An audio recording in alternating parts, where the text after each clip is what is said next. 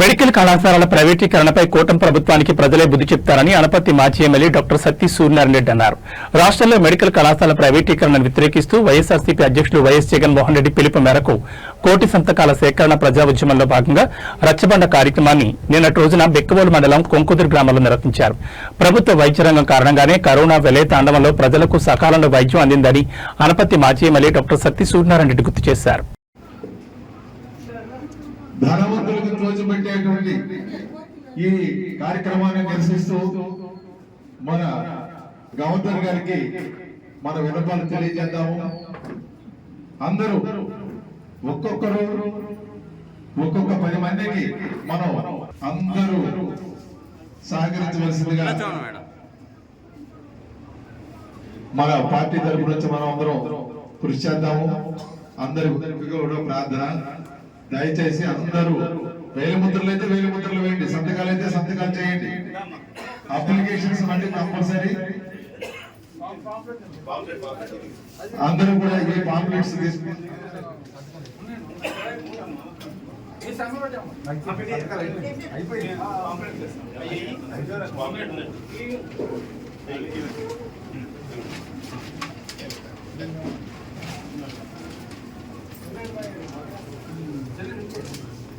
అక్కడ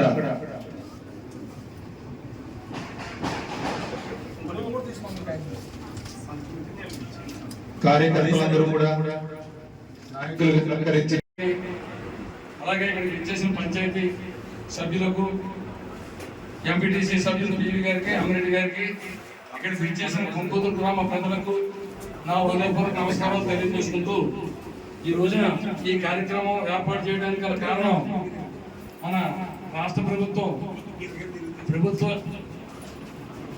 వైద్య కళాశాలని ప్రైవేటు పరం చేయడానికి పీపీసీ కింద నిర్ణయించడం జరిగింది.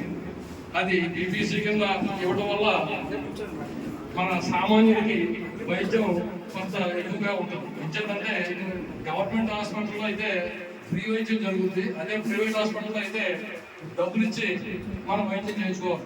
డబ్బులు ఇచ్చి వైద్యం చేయించుకోవాలనే స్తోమత ఈ రోజున ఎంతమందికి ఉంటుంది అనేది కూడా ఒకసారి మీరు ఆలోచన చేయవలసిందిగా మనం అందరినీ కోరుతున్నాం.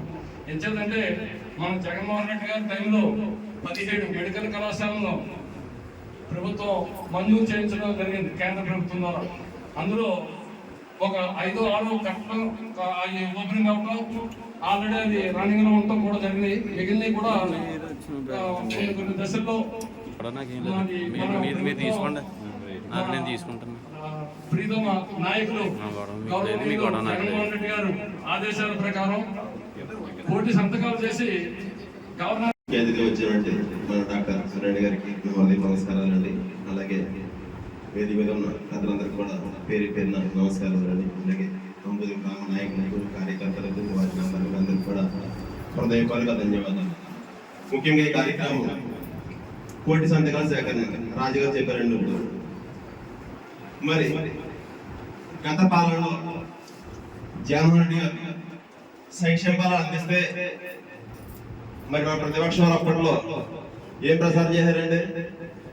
సంక్షేమ పాలన కింద ప్రజలకు అందిస్తూ బాధుడే బాధుడని రేట్లు పెంచేసి వెనక్కి తీసుకుంటున్న డబ్బులని చెప్పేసి ప్రసారం చేశారండి. మరి ఈ రోజున సంక్షేమాలు ఏమున్నాయండి? సంక్షేమాలు లేవు సరికదా. అప్పటికన్నా ఇప్పుడు బాధుడే బాధ, కరెంట్ బిల్లు అన్నవండి, నిత్యావసర వస్తువులు ఏమైనా సరే బాధుడే కదండి. మరి ఆ రోజున మన జగన్మోహన్ రెడ్డి గారు అప్పులు చేస్తే ఆంధ్రప్రదేశ్ శ్రీలంక అవుతుంది, అదే వెనిజులా అవుతుందని ప్రసారం చేశారు. ప్రజల కొరకు జగన్మోహన్ రెడ్డి గారు అప్పు చేస్తే అలాగన్నారు. ఈ రోజున మరి చంద్రబాబు అప్పు ఎవరు బంద్ చేస్తారండి? ఈ 18 నెలల కాలంలోనే 2 లక్షల పైసలు